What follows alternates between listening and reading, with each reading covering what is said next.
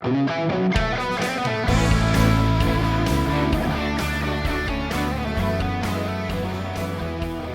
galera do Jovemcast, sejam muito bem-vindos a mais um episódio. Meu nome é Júlia Moreto e no episódio de hoje nós estaremos aí falando sobre alguns enganos fatais. Enganos que a gente pode ver ao decorrer da Bíblia estudando ela, mas hoje é sobre um específico.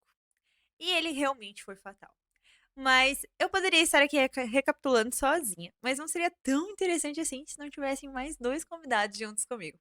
Hoje nós estamos aqui com dois convidados muito especiais e eu vou deixar aí uns minutinhos para que eles possam se apresentar. Gente, sejam muito bem-vindos. Deus abençoe muito a vida de vocês. Deus seja louvado por vocês aceitarem o convite de estarem aqui com a gente hoje. Então agora vocês podem falar aí o nome de vocês, qual igreja vocês vieram. Se vocês quiserem falar quesito ministerial, fiquem à vontade. Oi, tudo bem? Meu nome é Ana, eu sou da Igreja do Vitória Régia e é um prazer estar com vocês hoje. Amém. Oi, tudo bem? Eu sou Nicolas, sou lá da igreja de Pinhais, lá no Veisópolis. Olha só. Veio de longe.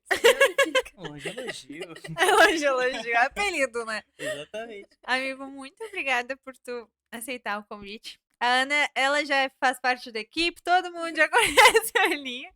Mas quem não conhece, acompanha lá nas redes sociais. A Aninha, ela sempre tá postando ali também algumas meditações nas redes sociais dela, que são muito abençoadas. Bom, gente, a gente vai falar hoje sobre um engano fatal. Que além dele ter sido muito fatal, ele foi um engano que transformou e que moldou uma vida inteira e que muitas pessoas, infelizmente, se espelham nele, que não foi nada bom. Mas, pra gente falar sobre isso, eu gostaria muito de pedir que você, Nicolas, que você fizesse uma oração pra gente dar início a esse momento. Que você possa pedir ali pra Deus nos abençoar e que nada do que a gente venha falar seja de contra com os nossos desejos carnais, mas sim pela vontade de Deus. Ora, sim. Oremos. Obrigado, Senhor, nosso Senhor, pelo dia que o Senhor nos concede, Senhor. Agradeço pelas suas bênçãos e o fato de o Senhor sempre nos amar.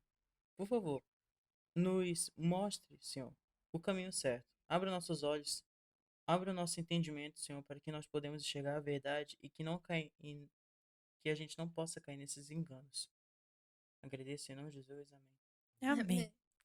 Bom, gente, quando vocês abriram ali a tirinha, quando vocês viram o título Enganos Fatais, a nossa tirinha maravilhosa, que eu sou apaixonada pela tirinha, e quando vocês viram também o texto bíblico, o que vocês imaginaram que a lição ela pudesse estar falando ao decorrer da semana? Um de cada vez, fiquem à vontade, respira, calma, levanta a mão alguma coisa. Só de ver a tirinha dá pra perceber que mentir não compensa. Já o meme, não compensa, cara, não Sim. compensa. Não minta, porque só vai quebrar suas pernas. Literalmente, né? A tirinha nos mostrou isso também. Amiga, o que você achou sobre a tirinha? Eu achei interessante quando diz ali sobre a questão de mentira ter perna curta, porque nós vivemos em um mundo em que é super valorizado quaisquer meios que você tome, seja eles certos ou errados, a menos que você seja beneficiado na situação. Então, se você vai ter algum benefício, vai ser favorecido de alguma forma, independente dos caminhos que você tome, eles são corretos, digamos assim. E que aqueles que decidem por fazer o que é certo são taxados como bobinhos, assim, tipo, que Fracos, né? exato, tipo, tratado como se isso fosse uma vulnerabilidade, uma fragilidade. Então a Bíblia abordar isso, ressaltando a importância de fazer o que é certo pelo simples fato de ser o correto, eu achei interessante da gente comentar. Muito boa. E quando a gente vai ver a Bíblia, quando a gente vai ler e se aprofundar sobre os assuntos, a gente percebe muito que a Bíblia ela adverte o fato de que a gente não deve fazer algumas promessas que a gente não possa cumprir. Então, por que que ela tem todo esse cuidado? Por que que a Bíblia ela tem tanto zelo para que a gente não acabe criando planos mirabolantes que a gente nunca vai poder cumprir? Eu acho interessante porque lá em Eclesiastes, capítulo 5, no versículo 4 e 6, vai dizer que quando nós fizermos um voto a Deus, que nós não nos demoremos em cumpri-los. Melhor é não fazer voto nenhum do que falar e não cumprir. Genial. Eu acredito que a própria Bíblia, até em Provérbios, fala que é melhor você aprender a dominar a sua língua do que você conquistar uma cidade. Ressaltando a importância do quão pesado as coisas que a gente fala, no quesito importância. E que pelas nossas palavras a gente pode ser absolvido ou condenado. E quando pensamos em uma promessa que nós fazemos diante de Deus, isso tem um peso ainda maior. Com toda certeza. Uhum. E não só em Eclesiastes, mas também em Mateus, capítulo 5, versículo 37, está escrito: quando disserem sim, que seja realmente sim. Quando disserem não, que seja não. O que passar disso vem do maligno. Então, tudo que nós temos que prestar atenção, e não só no que a gente promete, mas também no que a gente fala.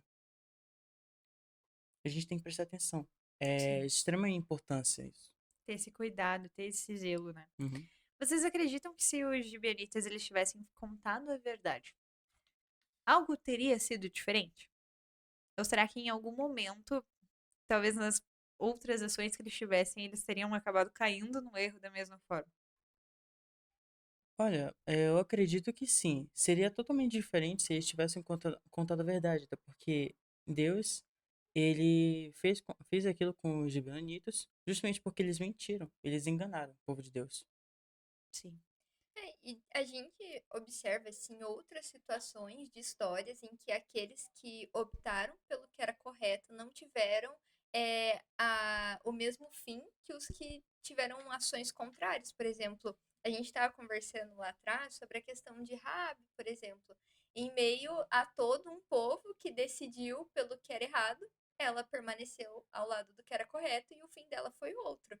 Então, quando a Bíblia ressalta que Deus ele é rico em misericórdia, é claro que se eles decidissem por se arrepender e voltar atrás na atitude que eles tiveram lá de Acã, com certeza Deus teria um perdão a conceder a eles, não que eles estariam isentos de consequências, mas que talvez o desenrolar da história não tivesse esse fim. Sim. E com a bagagem de experiência que vocês possuem hoje, vocês acreditam que vocês confiariam em Deus? Vocês teriam agido de uma forma diferente nessa situação? Depois de já ter feito o errado, Sim. nossa, é, eu acho que isso está muito atrelado ao quanto você confia que Deus te ama e é capaz de te perdoar. Porque se você acha que os teus pecados eles não têm perdão, dificilmente você vai acreditar que você talvez saia ileso da situação, digamos assim. Porque quando a gente pensa em um Deus extremamente rígido e severo, dificilmente a gente vai até ele pedindo perdão, porque a gente acha que ele não vai Não vai conceder. conceder.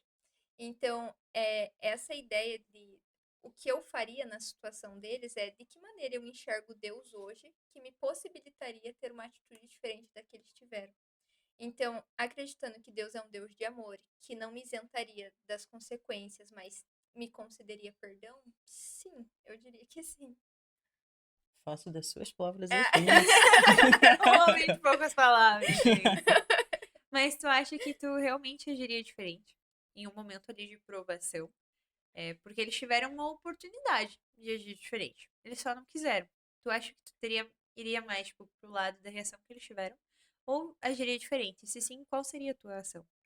Eu agiria assim, diferente, até porque eu já tive a experiência de sair da igreja. Uhum. E eu percebi o quão ruim isso é. Mas no caso dos gibeonitas, tá até mesmo escrito aqui. O problema é que eles não conheciam a bondade de Deus. Sim. Eu conheço a bondade de Deus. Então, sim, eu agiria de forma diferente, eu contaria a verdade. E eu acho que é uma questão muito de dependendo do encontro que você tem com Deus. Se tu teve um encontro que realmente, tipo, te balançou ali, que realmente te fez confiar, vai ser mais fácil, digamos assim, de você agir de uma forma diferente. Porque você sabe qual é o teu propósito. Tu falou ali que você já teve a experiência de estar fora da igreja. Então você sabe como é do outro lado. Uhum. Então você tem certeza que você realmente quer continuar aqui onde você está, porque você já teve a experiência lá de fora. Então eu acho isso fantástico. Só que em meio a tudo isso, por mais que nós saibamos ali a diferença grandiosa que é estar dentro e estar do outro lado, por que que a mentira muitas vezes ela parece mais fácil do que contar a verdade? Isso entra muito na natureza humana, por si mesmo, por si só, no caso. Sim. Dá para perceber isso lá no livro de Gênesis, Gênesis no capítulo 3, que é quando Adão e Eva comem do fruto proibido. Eles perceberam que eles desobedeceram e eles recorreram da mentira por medo de, por medo de enfrentar as consequências.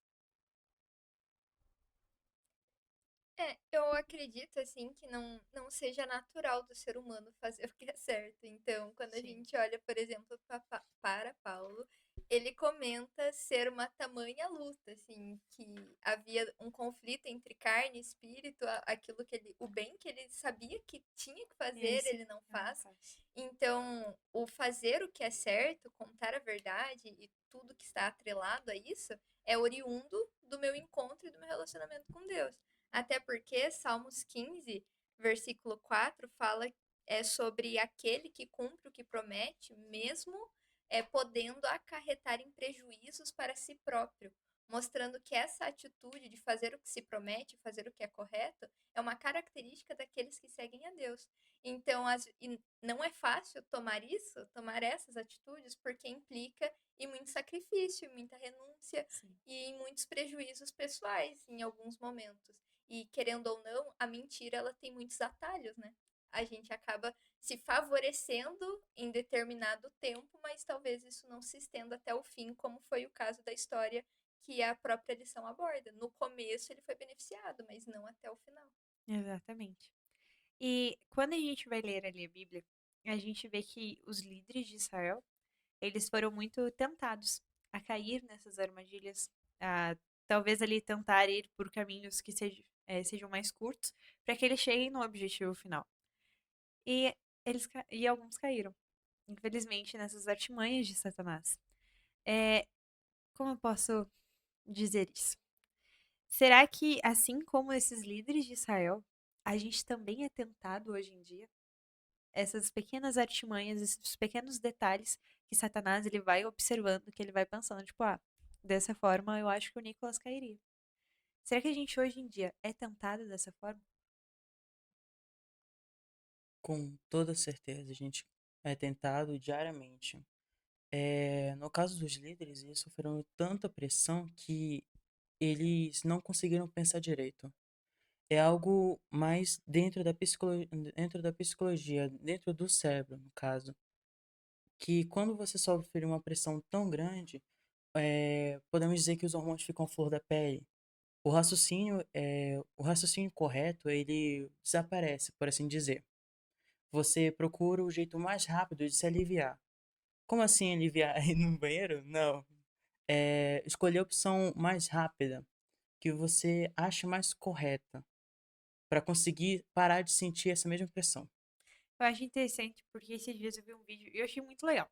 Eu não sou uma pessoa que gosta muito de comer coisas doces. Eu prefiro salgado.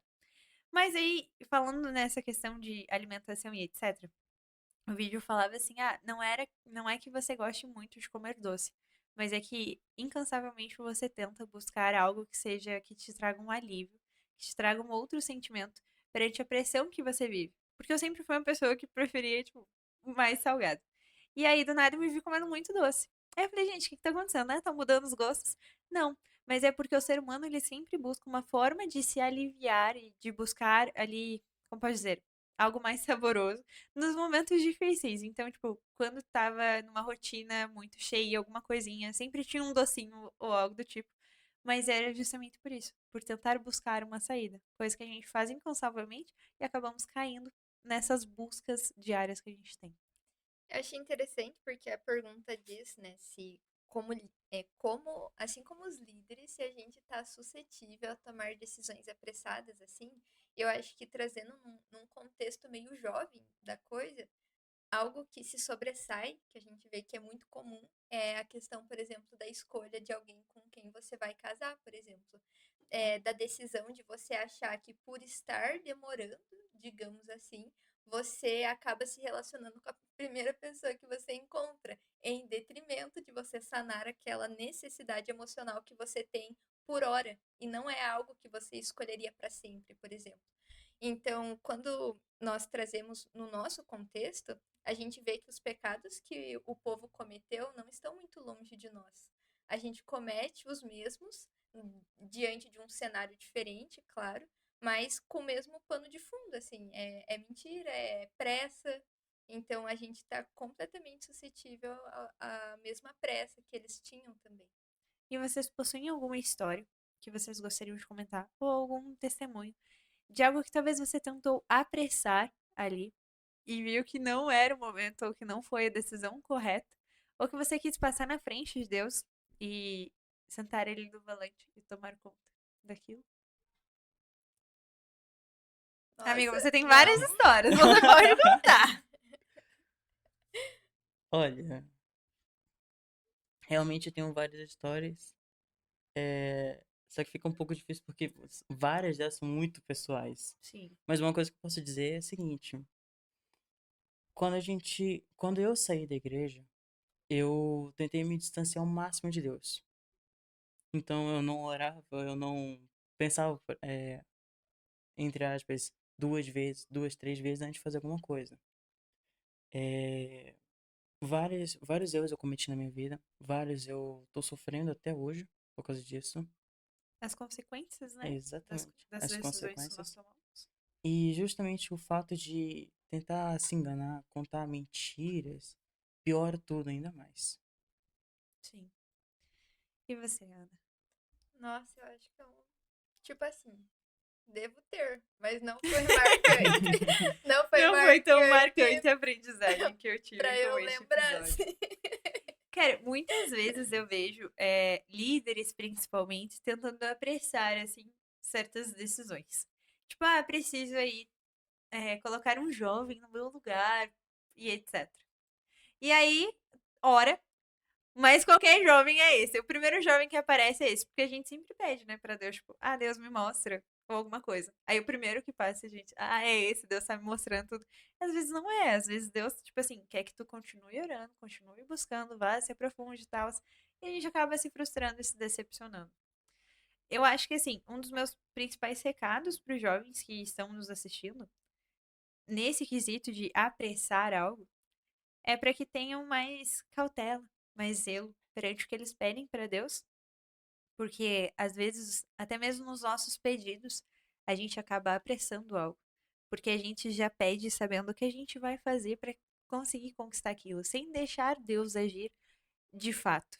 Na lição de semana que vem, já dando um spoilerzinho, a gente vai estar falando muito sobre isso, sobre algumas decisões que nós tomamos sem esperar Deus nos ajudar, sem esperar Deus agir. E nós também vamos falar um pouquinho sobre até onde vai a nossa parte e até onde é a parte de Deus. Mas isso é só um spoiler da semana que vem, da próxima lição. Se você ficou interessado em saber cada uma dessas respostas, te espero na próxima terça. Mas vocês querem mandar um último recado pro jovem que está em casa, nos assistindo, nos acompanhando? Eu queria falar um negocinho. O negocinho, ela vai fazer um sermão de 10 minutos. Pode. É, por vezes, a gente tem muita pressa de viver algumas coisas na nossa vida. Seja a pressa em crescer e você se relacionar com alguém, a pressa de você entrar na faculdade, a pressa de querer sair de casa, e aí você vai atropelando algumas etapas, e aquilo que deveria ser uma combinação entre o poder divino e o esforço humano, você sufoca o poder divino, e só você que atua e que tem as tomadas de decisão na sua vida. Mas eu penso muito em um Deus que ele não tem pressa para fazer as coisas na nossa vida, porque ele é o dono do tempo, primeiramente, e ele tem a eternidade para fazer cumprir na nossa vida qualquer coisa que seja desígnio dele. Então, para um coração ansioso, que você se aquete diante do fato de você ter um Deus que ele tem cuidado de você, que você não precisa se utilizar de atalhos para conseguir aquilo que você quer, seja pela pressa, pela mentira ou por meios que não são tão lícitos quanto deveriam. Faça o certo pelo simples fato de ser o correto. Ninguém nunca se prejudicou, digamos assim, por fazer o que é correto diante de Deus. Ainda que você tenha prejuízos aqui nessa terra, diante de Deus você terá recompensas. Então, se nós visamos a eternidade, é só ali que importa. Se diante de Deus eu estou correta e com Ele eu estou em paz, Não importa o que eu sofri aqui, eu sei que eu fiz o que era correto e isso me alinhou com os propósitos que Deus tem pra mim. Era Amém. isso. Também tenho uma coisa pra falar. Jovem, acalma. Acalma o coração. Relaxa. Ore a Deus. Até porque Abraão e Sara esperaram até velhinhos para ter um filho. O filho da promessa. Se você quer realmente saber o momento certo, Deus é um Deus sábio e ele obedece às próprias leis que ele coloca. Existe um motivo certo de alguma coisa não ter acontecido ainda que você pediu, entendeu? Existe uma lógica para tudo acontecer. Quer saber o momento certo? Cara, estuda, vai procurar. Não só no livro de física, livro de matemática, psicologia, não. Sim. Vê na Bíblia. A Bíblia tem resposta para tudo, tá bom? Amém. Bom, gente, com isso eu acredito que não há forma melhor de encerrar a não ser orando e agradecendo a Deus por cada uma das coisas que nós falamos aqui. E também pedindo para que nada do que a gente tenha dito seja em vão, mas sim que o jovem que está em casa possa sim ter absorvido, que ele possa sim colocar em prática também o ato de esperar o retorno e de contar cada vez mais a verdade e de sempre estar em busca de ser esse defensor da verdade, ao invés de ser cúmplice da mentira. Então, Ana, tu ora pra gente. Ora, oremos. Querido Jesus, há dentro de cada coração a inclinação para aquilo que é mal, aquilo que é desprezível. Mas eu oro para que, em nome de Jesus, cada jovem que tem nos assistido, aqueles que se encontram aqui, possam possuir um coração íntegro, que, como a Ju falou, sejam defensores da verdade e não se envergonhem em levantar a sua bandeira e permanecer firmes pelo que é reto, ainda que caiam os céus. Que o Senhor encontre em nós esse espírito inabalável de um coração que foi regenerado pelo Senhor. Que o teu Santo Espírito nos conceda a capacidade de esperar em ti os teus planos, o teu plano, e que nós não venhamos a dizer que andamos com Jesus, mas a olhar nós encontramos o Senhor lá atrás, porque nós andamos na sua frente, nós buscamos correr antes mesmo de aprender a andar. Que o nosso coração tenha calma por saber que o dono do universo e dono do tempo é aquele que gerencia as nossas vidas. Que o nosso coração seja um solo fértil onde a sua palavra cresce e que possamos nela descansar. É isso que eu te peço, em nome de Jesus. Amém. Amém. Gente, Deus seja louvado pela vida de vocês. Muito obrigada por vocês aceitarem o convite de estarem aqui com a gente hoje. Que vocês possam continuar sendo testemunhas vivas do amor e do agir de Deus na vida de vocês. E bom, se você que está em casa quer continuar tendo acesso a este conteúdo e também a conteúdos como o Apocalipse, como o Daniel, nós estamos disponibilizando 2 QR Codes aqui na tela. Um deles pode te levar até a nossa amiga Esperança, ela pode estar te orientando ali na forma de estudo. E também tu pode receber alguém da Novo Tempo te dando esse estudo, talvez ali tomando um chazinho na sua casa, comendo uma cuca, mas aí vai depender de como tu vai querer receber esse convidado da Novo Tempo. Ele pode estar até aí te orientando, estudando junto com você. Mas a oportunidade está aí. Escaneie o QR Code, quem quer. E nós estaremos juntos na próxima semana, falando sobre um conteúdo muito especial. Na semana passada eu estava tão empolgada para falar sobre esse conteúdo que eu até adiantei o nome da nossa lição. Mas a nossa próxima lição vai estar falando sobre um dia aonde o sol parou. Mas é só uma dica. E a gente se encontra na próxima terça-feira às 8 horas da noite.